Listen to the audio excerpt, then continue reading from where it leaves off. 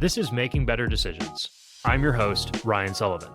Decisions are where rubber meets the road for organizations.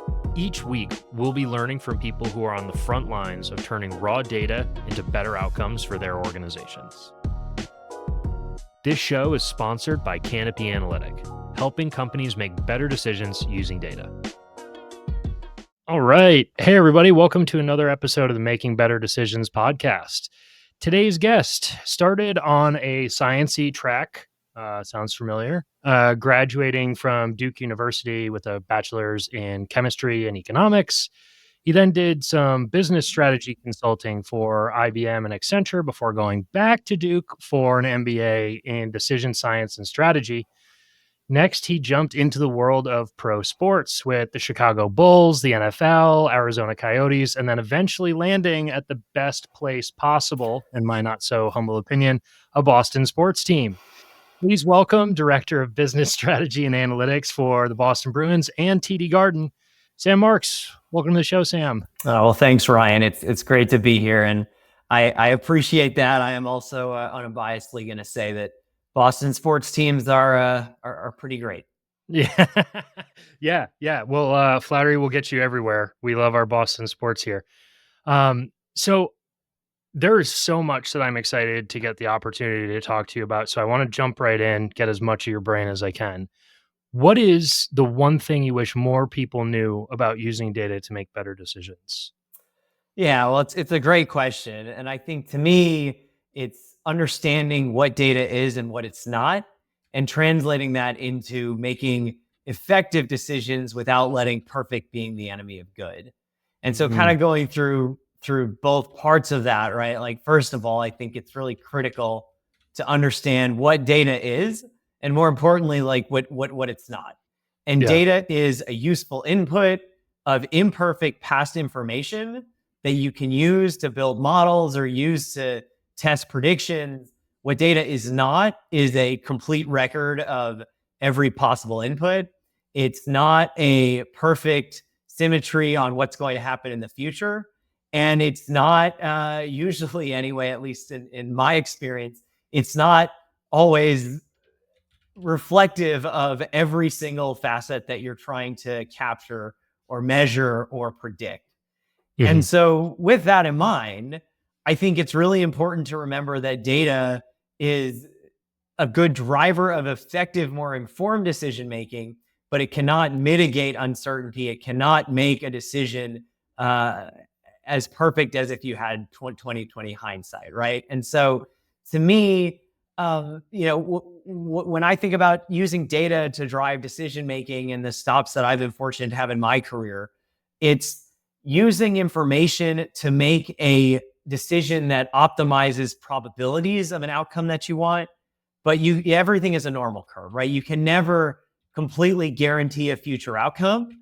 And that means when you get it right, having the humility and to take that excitement, but also understand that you could have the same set of inputs and you might not get it right the next time. And so that's okay. And when you get it wrong, having the grace and the pardon on your own experience that, hey, we made the right decision given the information we had. It's just impossible to predict the future. And so to me, I think knowing what data is and knowing where its limitations come into play is how I think about it within the context of decision making. And I think it's very important whenever you're having a conversation. Why do I wish more people knew that? I think if you can set that expectation as sort of the table stakes, then I think we're having a more realistic conversation in terms of what's possible and what outcomes we should champion. Yeah. Almost sounds like you've been doing this for a while and you get some really strong experience. Yeah, that was awesome. I loved that about what data isn't. I think that professional sports is a really interesting test kitchen for a lot of the ideas that other businesses could learn from. You know, nobody has their business's performance tested as rigorously as a professional sports team. Like, you guys have to go out there every single game. And I do recognize that obviously the performance of your team is connected, but not 100% the exact same as your performance as a business. But like, still, I think that, you go out there, you try to put together the best team, try to put together the best product, all of these different things, and it gets tested by diehard fans. It gets tested by another team of consummate professionals that are their exclusive job is to take you down. So I think that it causes this refinement of ideas. And when I talk to, people like you, it seems really clear that you guys are right on the bleeding edge of how to think about using data to make the best possible decisions and recognizing that first off, yeah, you're right. It's all about the decisions. Like I can have the best reports and the biggest, coolest, most expensive database in the world. But if I'm not making calls that I couldn't otherwise make or making them better than I could otherwise make, I'm kind of wasting money. But also, number two, no matter what that call is, it's always a probability distribution. Like you absolutely crushed that idea. So, what I'd be interested to know is a little bit like kind of riffing a bit more on that pro sports element. Your line of work is the definition of purely competitive. And when I talk to people who work in pro sports, no matter where in the organization it is, everybody has that like sprint to first base, max hustle mentality, no matter where it is. So tell me a little bit about what some of the lessons you've taken away from time in pro sports as how to like do the max with data that you're able to do. What's the best return on investment that others can learn from? Yeah. Well, it's a great question, and you raise a really good point, right? I'll ask a trivia question and give you one answer or one chance to answer because I know you'll get it right. What do you think is the one thing that drives all of our business relevant metrics more, whether it's partnership value, tickets sold? What do you think is the one factor more so Yeah. than others that drives that? Winning games. And what do you think Yeah. is the one thing that I have no control over? Yeah, winning games. Right. Yeah. So it's a little facetious, but look, I almost view, and as you alluded to, I've moved around a bit. My job at a lot of these different organizations is to optimize the outcome regardless of that inherent volatility, right? And I almost view what we do as building effective hedges against what's happening on the ice or the Mm, court or the field because we can't control that, right? But what we can control is that when the team is doing really, really well, we're not just riding the wave, but we're actively still using the opportunity to grow as a business and improve our internal processes and data flows and decision making approaches. And when the team is maybe not winning as much, we're still winning on the balance sheet, right? We're still finding ways to be successful as a business.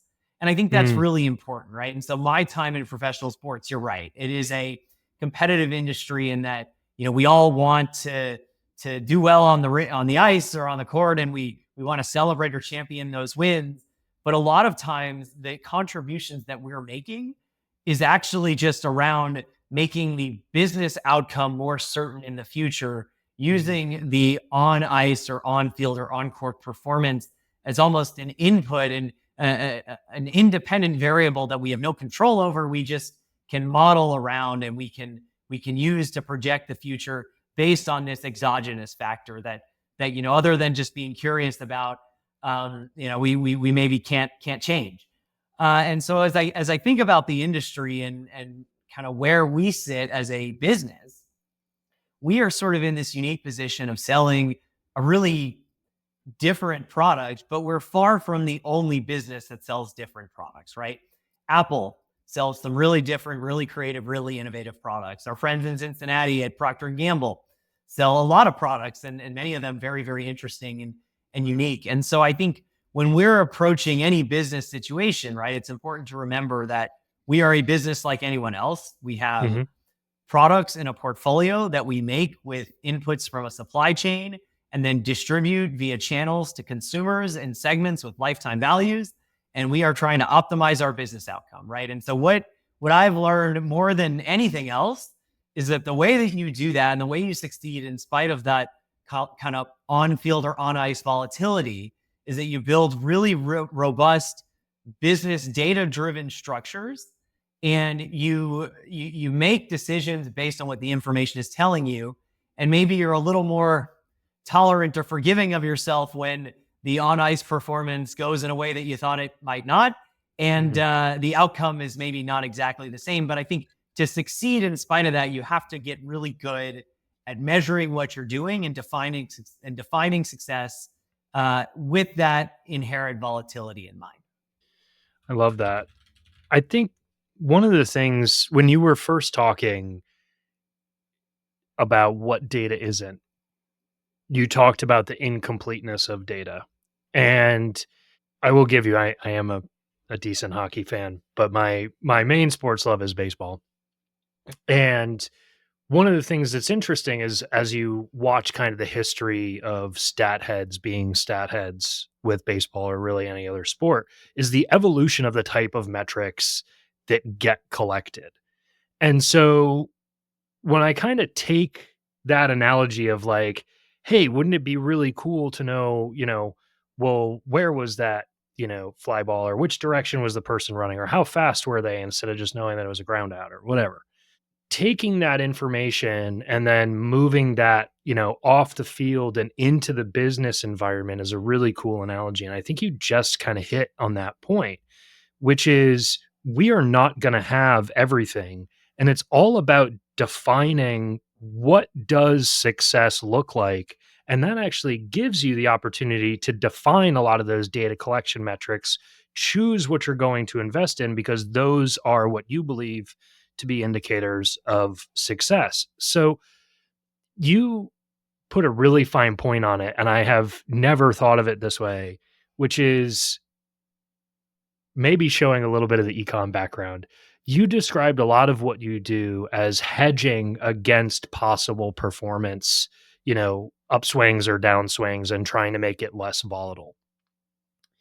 And what I'm curious about is seeing, how much of that gets mapped onto the business world that doesn't have this major, factor that plays a role in their success that they have little control over. So I was wondering, can you talk a little bit about what are some of the lessons that you've taken from this idea of hedging? Because everybody has a market that they're not in control of. What are some of kind of like the specific lessons and ways of thinking about this hedging that non-pro sports folks could learn from? Yeah. So there's three that come to mind. It's that everything is modelable. It's that conclusions are always refinable. And it's that everything needs to be actionable. And so kind of going through each of those, first of all, everything is modelable. And I'm a huge believer in that. When we're faced with a business situation, I imagine anyone, again, we're not that fundamentally different from any other business, but I imagine, it's not that uncommon that you get asked something that you might not have approached before, or your team might not have worked on before. But to me, like you can always model it. Either you come up with a simulation defined by some assumptions if you have nothing else, or you pull some data that you think might be somewhat pattern matched to the data you're interested in, or better yet, you've done it in the past and you can pull that. But everything can be modeled through some combination of information you have, information you can generate, and assumptions you can make. So that's part one. I think part two is that conclusions are always malleable or changeable, right? Like I think it's really important, and again, not unique to our industry, to have this understanding that the way that businesses work and operate, there's always going to be macro factors and exogenous pieces that you can't control. And so when you come up with a conclusion, or you reach, I guess a different way of saying that, there's no end state, right? Like everything is an optimization problem that I'm going to show, some of my chemistry background here. It's an asymptote that you'll never hit, right? So you're always just trying to incrementally get a little bit closer to perfect outcome with the constant realization that you're never going to be perfect, right? And so you aspire to be something that you can't ever reach. And everything is about finding those incremental, marginal steps to get closer and closer to that vertical limit.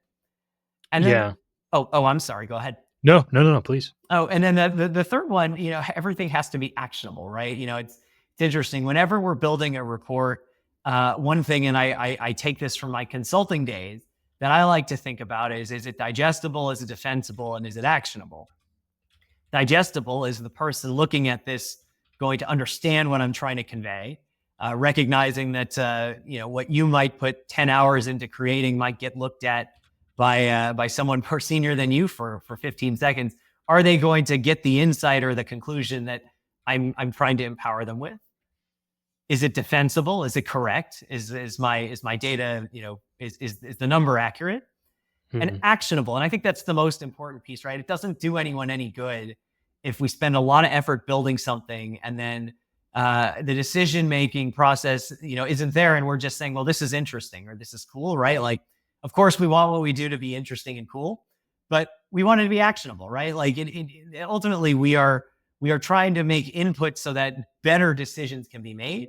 And I think that's where that empathizing with the person who's making the decision, whether it's you, whether it's a colleague, whether it's someone senior to you, and making sure that you're giving them something that's not only understandable, not only correct, but also empowers them to make that decision so they are more able to make a better informed decision than they were before you gave it to them.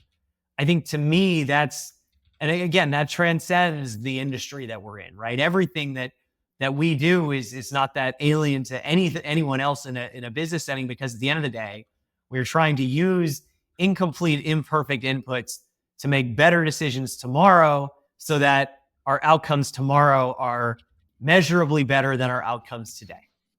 Yeah. Um, First off, I am blown away by how structured and complete your thinking was there. That was absolutely incredible, like so crystal clear. One of the things that I loved the most about what you talked about is obviously it's kind of hidden in the name of the podcast. We really think decisions are where rubber meets the road. But you made an important point about a prerequisite for every decision is that at least currently, right? We'll see how AI changes all this, but like at least currently, a person makes that decision. And every single thing that we as data professionals do ultimately has to get ingested by another person. It has to get mentally digested, and then they make a decision. So if I have not presented even completely accurate, defensible information to them in a way that they can clearly see what's going on and that maps to the way that their brain works, they're not going to digest it and have everything that I would hope they would have when they ultimately make that decision. Now, my own experience in this space is deep enough to not ask you the question of like, well, how could people get better at this? It's like the answer is as many different types of people as consume information. There's no one thing. I've met, kind of CPA types who can somehow magically read a page that's just a grid of numbers and that's the best thing for them. And then I've met other people who want like interactive pictures that almost border on videos and like it's very different. The thing that I think would be most valuable to ask is for someone who is either building reports or leading a team and responsible for the reports that get built, how can they learn their consumers best?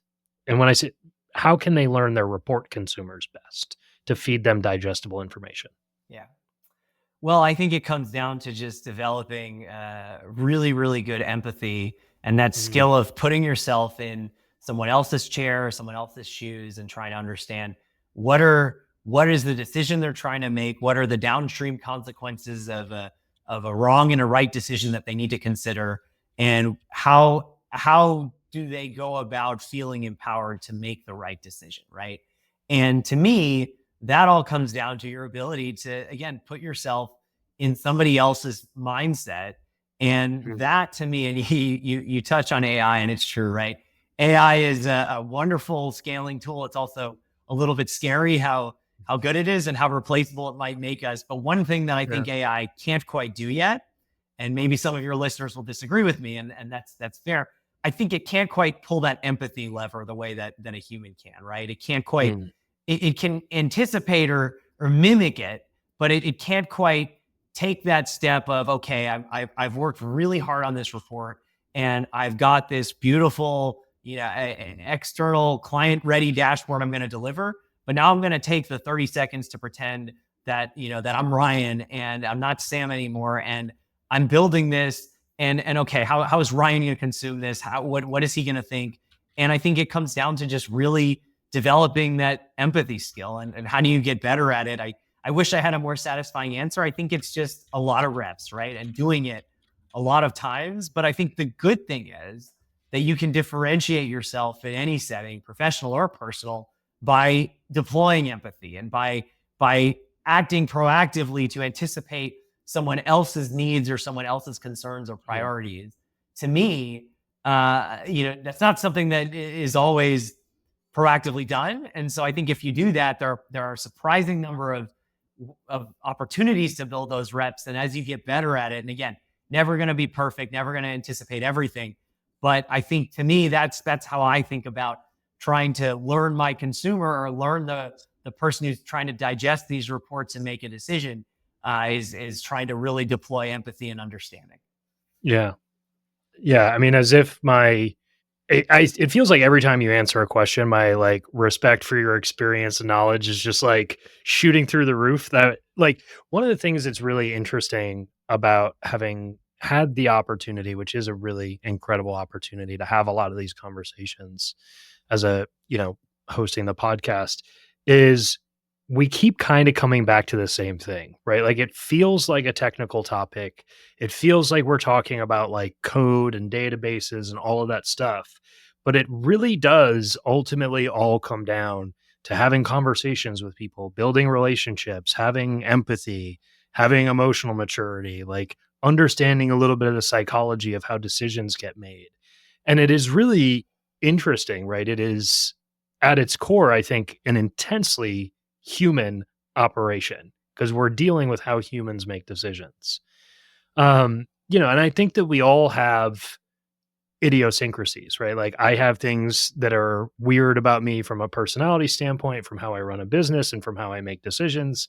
Very similar. I think AI has that stuff too. I think you're absolutely right though. Like humans as of right now are much better at putting themselves in the shoes of somebody that has different idiosyncrasies and of seeing our own idiosyncrasies. It's that self-awareness factor that I think hasn't quite closed the loop. Hopefully that stays open a little bit longer. I don't know what the world will look like if that closes, but I do think that it is, extremely interesting how many different directions you end up coming back to that human element for.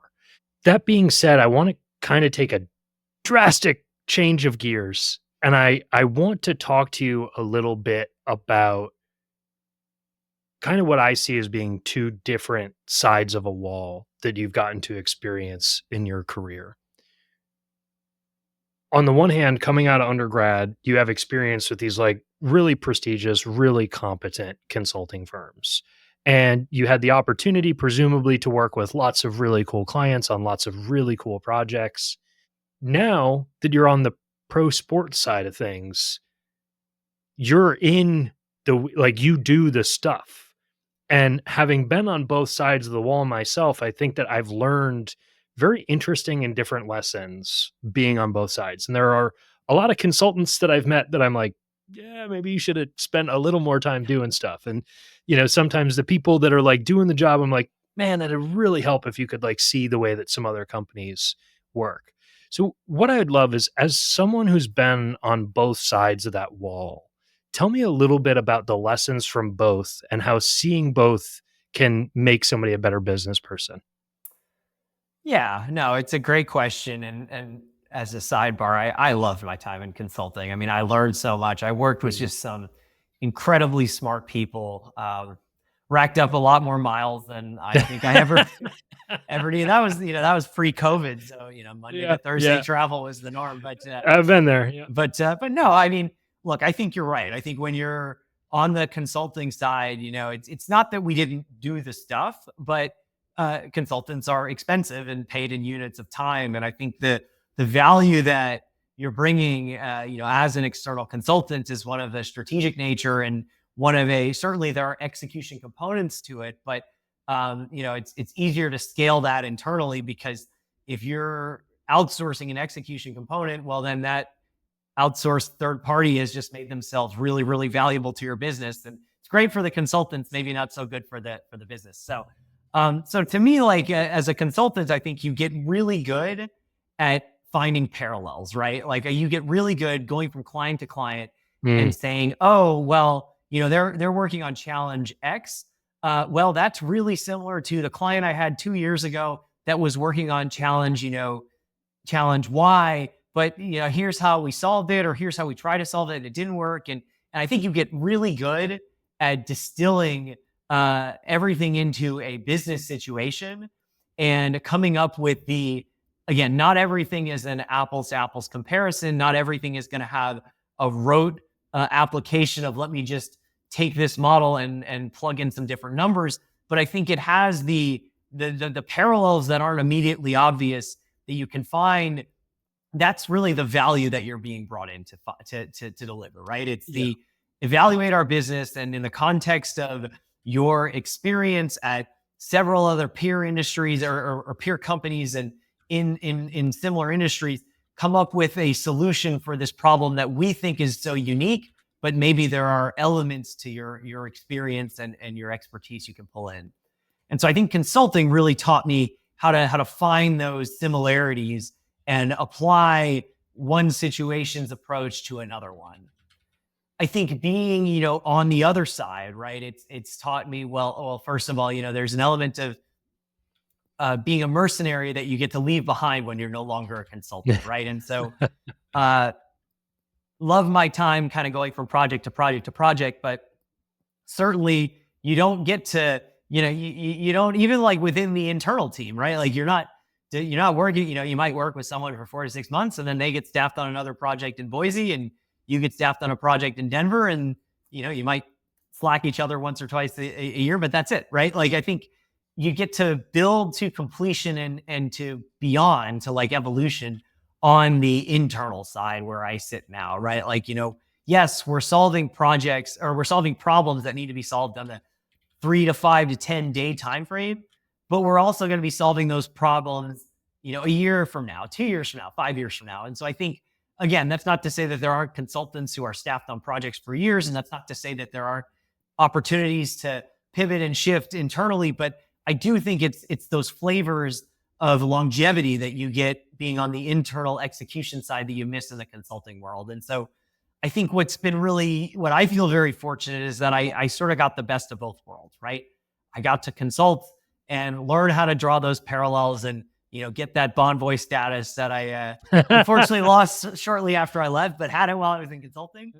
I now can like apply that in that internal world. And I feel like I'm a better internal contributor because I have that experience that I got the exposure through consulting. And I think if I were to go the other way, to your point, I would benefit from my experience working internally to be a better consultant, because I think when you're so high level and you propose something, sometimes it always needs to pass the smell test. And I think your nose gets a little more sensitive when you've actually done it, or you've actually been the one receiving the recommendation and implemented it and had it succeed, or more importantly, had it not succeed. That smell test gets a little bit more refined when you've been on the other side of the fence. And so, look, I feel fortunate. I've like you, I've worked for some just incredibly smart and talented people. And I think there are things I miss about consulting. There are things that I absolutely do not. Yeah. Obviously I'm still in the consulting business, and we talk a lot about it. Those points are hard earned. That status that you get, it's not always a good thing. I came to the conclusion, I was fighting and grinding. I was a big time road warrior for a handful of years. And it's like, in the beginning, it seems really glamorous. And then you come to the realization that every chair in your house is a first class seat. And you're like, ooh, okay. All right. So you're right. It definitely changes.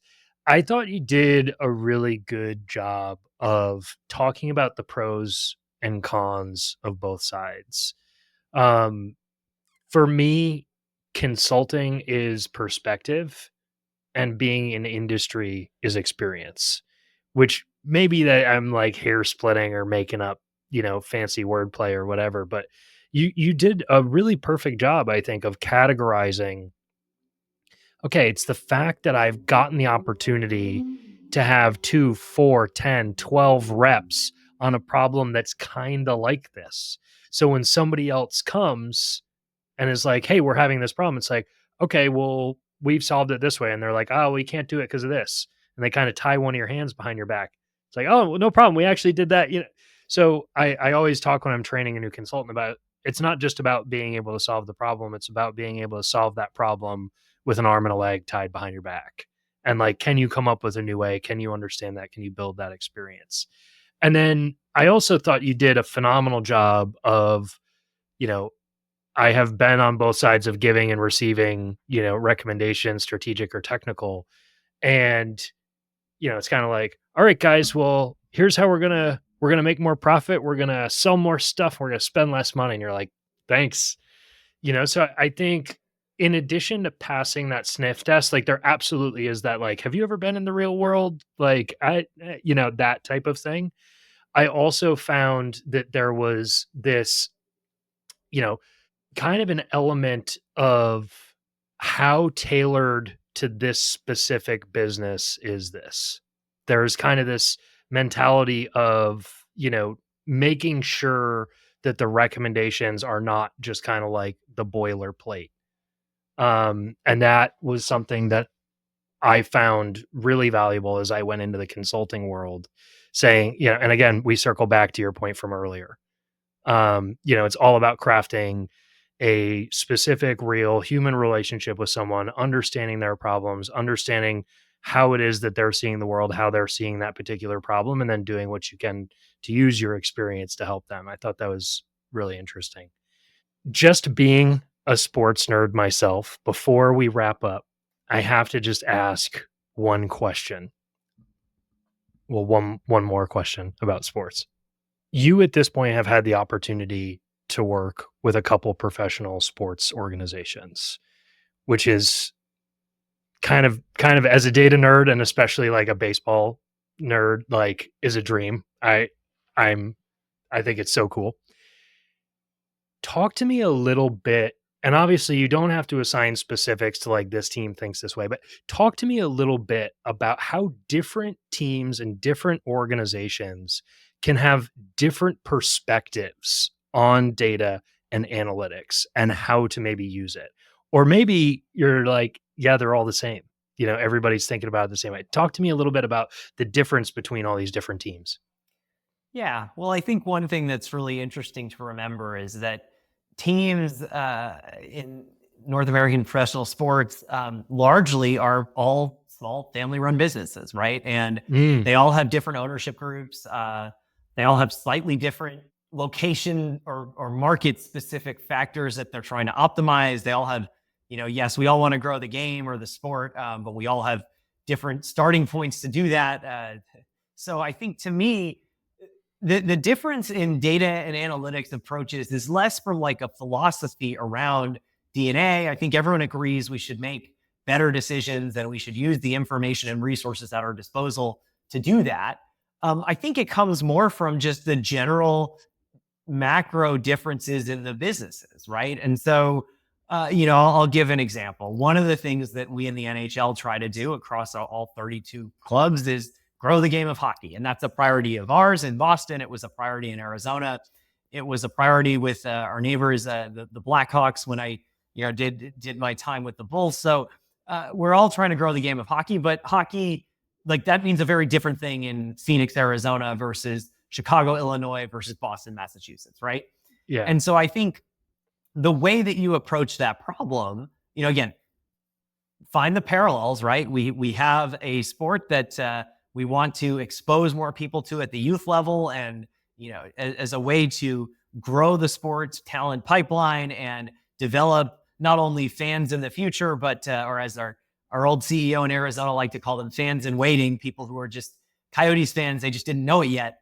But which is a great term. Javier was our CEO, and that always is something that always stuck with me, the fans in waiting piece. So Yeah. I've taken that with me to my next step. But yeah, I think it's less like a difference in, oh, this team, believes in the value of this type of predictive modeling, and this team believes more in, this other type of modeling. I think it's more the macro factors and the ownership structures are all just slightly different. Mhm.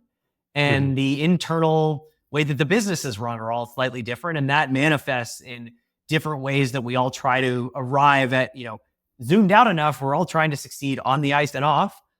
Zoomed in is where you start to see those nuances. And so I think similar to my experience at different consulting firms, right? We're all doing the same thing at a macro level, zoomed in a little bit more. And I think there's just exogenous factors that influence how our day-to-day operations changes. Yeah, I love the differences obviously between a lot of the brands that people are familiar with are these kind of like massive publicly held, you're right, that family business and the fact that you have like a small and very different leadership team across all of these organizations. And also, I mean, you're super right. And I think hockey, especially, both temperature and, history and culture wise is like, you know, very different across different parts of, the country that you now serve the entirety of. So it's really cool as a sports nerd, in addition to being a data nerd, to think about some of those differences. Since we've touched on it a couple times as being one of the most important pieces of the puzzle when we talk about data and analytics, I want to give everybody a chance to get to know you a little bit better. Tell us a little bit about what makes you tick. What do you like to do outside of work? What are some of your interests? Give us a picture of who you are. Well, there's a couple of things. Number one, you alluded to it. I am a two-time offender. Went to Duke twice, so I am a Duke basketball fan. I know that can be controversial, so apologies there. But yes, I have had some amazing memories. Have had some, maybe more sad memories. But what in all seriousness, I'm in the same group text from undergrad. That's been, gosh, it makes me feel very old. I think we're going on year 11, and it started while we were in undergrad, so it's even older than that.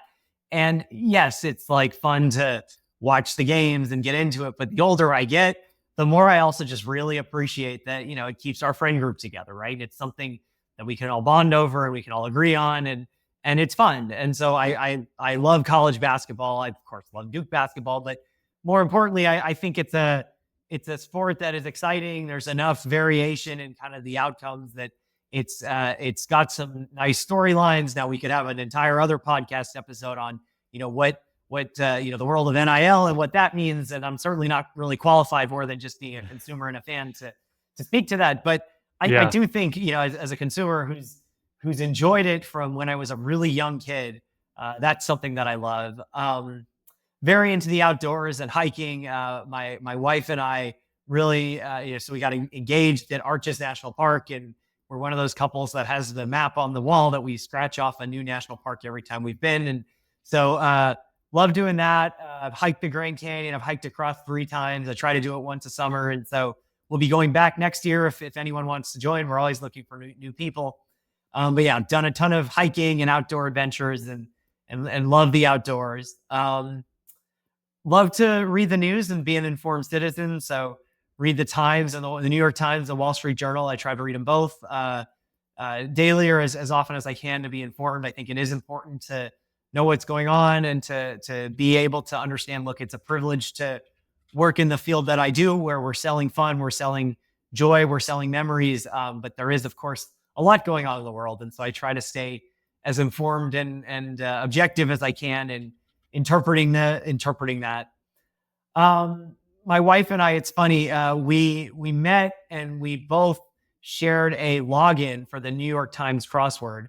And so we would neither of us were good enough to do anything beyond Monday or maybe Tuesday by ourselves, but I would go in and do it for a while, and then I'd get stuck, and then she'd log in and keep going. And so that's kind of a fun tradition that since we've gotten married, maybe it's something we can get back to, because we've stopped doing it as much as we used to, but that was a fun thing that we did. And I like to read. I like to, just experience and learn from interesting people. And I find that reading's a great way to do that.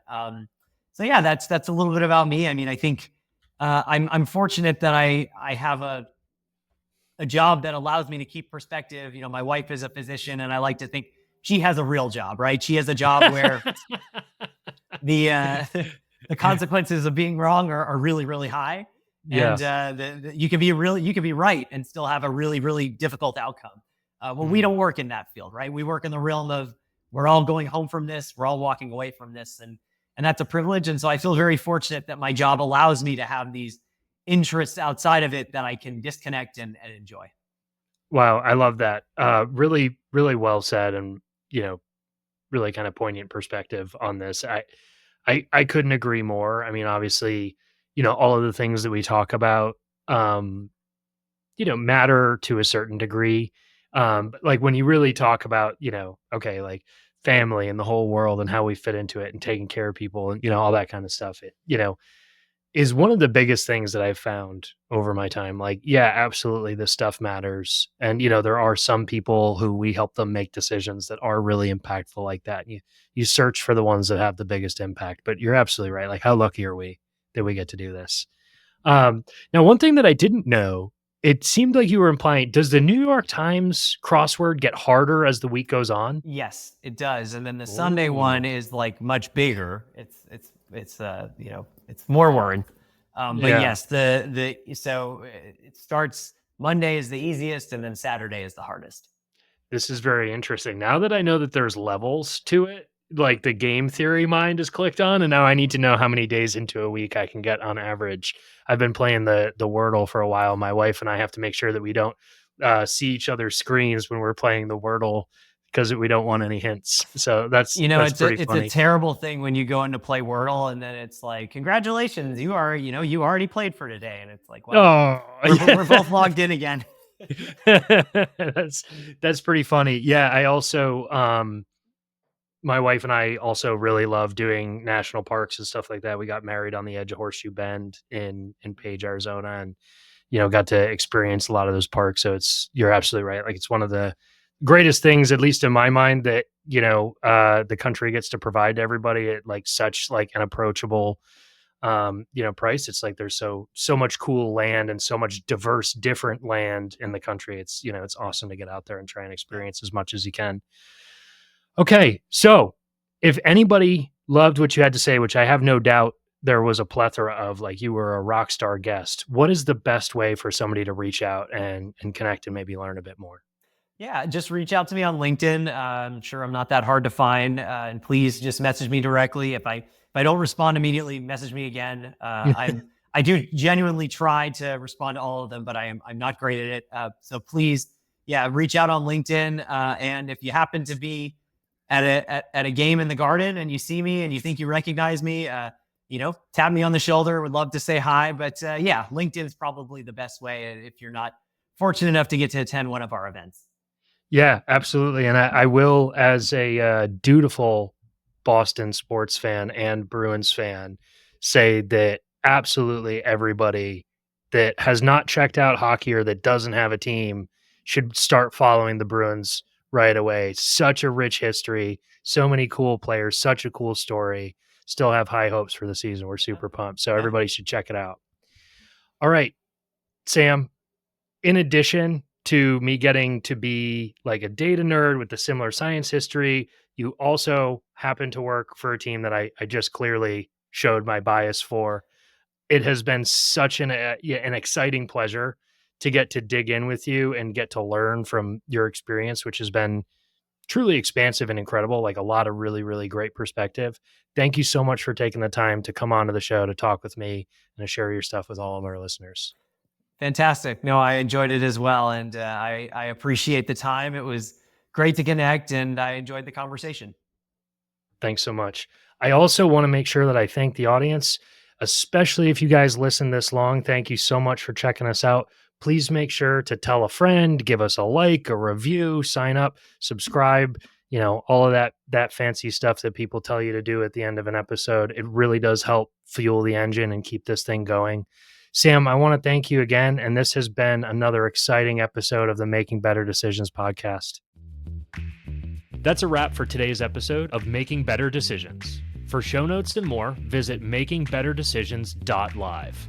A special thank you to our sponsor, Canopy Analytic. Canopy Analytic is a boutique consultancy focused on business intelligence and data engineering. They help companies make better decisions using data. For more information, visit canopyanalytic.com. There's a better way. Let's find it together and make better decisions. Thank you so much for listening. We'll catch you next week. Peace.